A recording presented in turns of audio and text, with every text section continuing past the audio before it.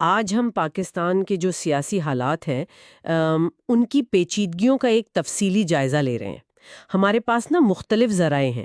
Face بک کے oversight board کا ایک فیصلہ ہے، پھر ویکیپیڈیا سے اسٹیبلشمنٹ اور عمران خان پر کچھ معلومات، قومی گیتوں کا شاعری پر اثر، اس پر ایک تحقیق، اور بلاول بھٹو کے سیاسی آغاز پر ایک پرانی رپورٹ بھی ہے، اور نوجوانوں کے کردار پر ایک اخباری تجزیہ بھی۔ جی، اور ہمارا مقصد یہ ہے کہ ان سب ذرائع کو ملا کر جو اہم نکات ہیں نا ان کو جوڑیں اور سمجھیں کہ بھئی آزادی اظہار، اسٹیبلشمنٹ کا جو اثر ہے، سیاسی اتار چڑھاؤ، ثقافتی شناخت اور پھر یہ نوجوانوں کی جو امیدیں ہیں، یہ سب مل کر پاکستان کی سمت پر کیسے اثر انداز ہو رہی ہیں۔ تو چلیں اس دلچسپ موضوع کی گہرائی میں اترتے ہیں۔ شروعات کرتے ہیں اس فیس بک والے کیس سے۔ یہ بڑا دلچسپ ہے۔ اوورسائٹ بورڈ نے میٹا کا وہ فیصلہ برقرار رکھا جس میں ایک پاکستانی سیاستدان کی تقریر کی ویڈیو رہنے دی گئی، حالانکہ اس میں بظاہر، میرا مطلب ہے، کافی سخت زبان استعمال ہوئی تھی، جیسے سرکاری اہلکاروں کو پھانسی دینے کا حوالہ تھا۔ بالکل، یہ کیس اہم اس لیے ہے کہ دیکھیں، سیاستدان نے یہ نہیں کہا کہ جا کر پھانسی دے دو۔ اس نے ایک پرانی مصری روایت کا حوالہ دیا، ایک علامتی زبان استعمال کی۔ تو بورڈ نے کہا کہ بھئی یہ تقریر، خاص طور پر الیکشن سے پہلے، یہ کوئی لفظی اشتعال انگیزی نہیں تھی، یہ عوامی دلچسپی کی بات تھی، ایک طرح سے سیاسی بحران پر تبصرہ تھا۔ تو سیاق و سباق سمجھنا ضروری ہے۔ سیاق و سباق، اور یہ فیصلہ آن لائن پلیٹ فارمز پر سیاسی تقریر کی حدود کے لیے، میرا مطلب ہے، کافی اہم مثال بن گیا ہے۔ اچھا، اس کیس میں عوامی مفاد اور سیاق و سباق کی بات ہوئی، اور پاکستان میں یہ چیزیں اکثر اسٹیبلشمنٹ سے جڑ جاتی ہیں۔ تو یہ اسٹیبلشمنٹ کیا ہے؟ ذرائع کیا کہتے ہیں؟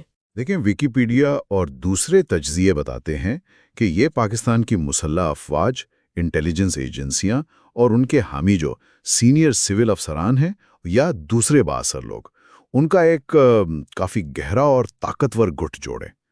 تاریخ تو یہی بتاتی ہے کہ ان کا کردار بہت واضح رہا ہے۔ کبھی براہ راست فوجی حکومتیں آئیں، جیسے 58 میں، 77 میں، 99 میں، اور کبھی بالواسطہ طور پر پالیسی پر اثر انداز ہوتے رہیں، خاص طور پر خارجہ پالیسی اور قومی سلامتی کا معاملات میں۔ بھارت، کشمیر، سیکیورٹی، یہ ان کی آپ کہہ لیں بنیادی ترجیحات رہی ہیں۔ اور اس پر تنقید بھی تو ہوتی ہے نا، جیسے وہ پشتون تحفظ موومنٹ کا نعرہ تھا، یہ جو دہشت گردی ہے اس کے پیچھے وردی ہے۔ یہ اسی اثر و رسوخ پر ایک سوالیہ نشان ہے۔ بالکل، یہ تنقید بھی اسی نظام کا حصہ ہے۔ اچھا، اسی سیاسی منظرنامے میں اگر ہم دیکھیں تو عمران خان کا سفر، وہ بھی کافی ڈرامائی رہا ہے۔ ایک کرکٹ ہیرو سے وزیر اعظم بننا، اور پھر القادر ٹرسٹ کیس، توشہ خانہ، سائفر کیس، ان میں قانونی کارروائیاں اور سزائیں۔ جی، اور یہ صرف ایک شخص کی کہانی نہیں ہے، اصل میں یہ پاکستان کی سیاست کے اتار چڑھاؤ کی عکاسی ہے، اور اس میں اسٹیبلشمنٹ کے ساتھ جو تعلقات بدلتے رہے ہیں نا، اس کا بھی بڑا کردار ہے۔ یہ دکھاتا ہے کہ حمایت کب مخالفت میں بدل جائے اور سیاسی قسمت کیسے ان تعلقات سے جڑی رہی ہے۔ اور یہ صرف عمران خان تک محدود نہیں۔ آپ دیکھیں، ذرائع میں بلاول بھٹو زرداری کے 2014 میں جو باقاعدہ سیاسی آغاز تھا، اس کا بھی ذکر ہے۔ تو یہ خاندانی وراثتیں بھی اس کھیل کا ایک مستقل حصہ ہیں۔ صحیح۔ اچھا، سیاست سے تھوڑا ہٹ کر دیکھیں تو یہ قومی بیانیے جو ہیں، یہ ثقافتی سطح پر کیسے بنتے ہیں؟ ایک تحقیق کا ذکر ہے کہ قومی گیتوں نے اردو شاعری کو کیسے متاثر کیا، خاص طور پر 65 کی جنگ کے بعد۔ ہاں، یہ بڑا دلچسپ نقطہ ہے۔ 1965 کی جنگ کے بعد ظاہر حب الوطنی کی گیت تو بہت بنے، لیکن اس کا اثر اردو شاعری پر بھی پڑا۔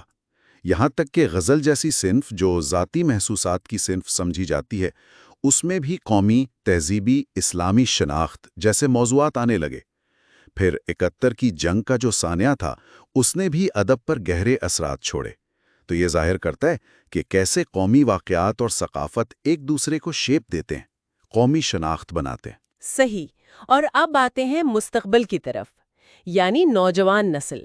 ڈان اخبار کا ایک تجزیہ کہتا ہے کہ پچھلے انتخابات میں نوجوان ووٹرز کا کردار بہت اہم تھا، خاص طور پر جو پی ٹی آئی کے حمایت یافتہ امیدوار جیتے، ان کے پیچھے۔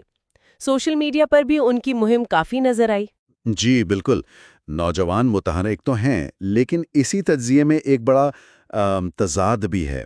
وہ یہ کہ یہی نوجوان نسل مہنگائی سے، بے روزگاری سے سخت مایوس بھی ہے۔ بہت سے تو ملک چھوڑ کر جانا چاہتے ہیں بہتر مستقبل کے لیے۔ مگر دوسری طرف جب سروے ہوتے ہیں تو پتہ چلتا ہے کہ یہی نسل فوج اور عدلیہ جیسے جو روایتی ادارے ہیں ان پر سب سے زیادہ اعتماد بھی کرتی ہے۔ یہ تو واقعی ایک پیچیدہ صورتحال ہے، اور ایک کیمبرج یونیورسٹی کی تحقیق کا بھی حوالہ ہے کہ عمران خان جیسے جو مقبول لیڈر ہیں ان کی حمایت بھی نوجوانوں میں شاید اتنی پائیدار نہ ہو اگر ان کے بنیادی مسائل یعنی روزگار، مہنگائی یہ حل نہ ہوں۔ بالکل، تو بات یہ ہے کہ نوجوان سیاسی طور پر متحرک تو ہو رہے ہیں، لیکن ان کی اپنی ترجیحات اور نظام پر اعتماد کے بیچ میں ایک کشمکش ہے، اور یہ چیز میرا خیال ہے پاکستان میں جمہوریت کے مستقبل کے لیے ایک بڑا سوالیہ نشان ہے۔ مستقل اثر، آزادی اظہار پر جو بحث چل رہی ہے، سیاسی چہروں کا عروج و زوال، ثقافت میں قومی شناخت کی تلاش، اور پھر نوجوان نسل کی یہ ملی جلی امیدیں اور مایوسیاں، یہ سب مل کر پاکستان کے حال اور مستقبل کی ایک بہت ہی پیچیدہ تصویر بنا رہے ہیں۔ جی، اور یہاں ایک بنیادی سوال جو ذہن میں رہ جاتا ہے وہ یہ ہے کہ کیا یہ نوجوان نسل جو بظاہر تبدیلی بھی چاہتی ہے لیکن ساتھ ہی ان طاقتور اداروں پر جن کا ہم نے ذکر کیا گہرا اعتماد بھی رکھتی ہے، کیا یہ نسل واقعی ملک میں کوئی حقیقی پائیدار جمہوری تبدیلی لا سکتی ہے، یا پھر وہ جو گہری جڑیں رکھنے والی ساختی قوتیں ہیں وہی غالب رہیں گی؟ یہ وہ نقطہ ہے جس پر میرے خیال میں سوچتے رہنا چاہیے۔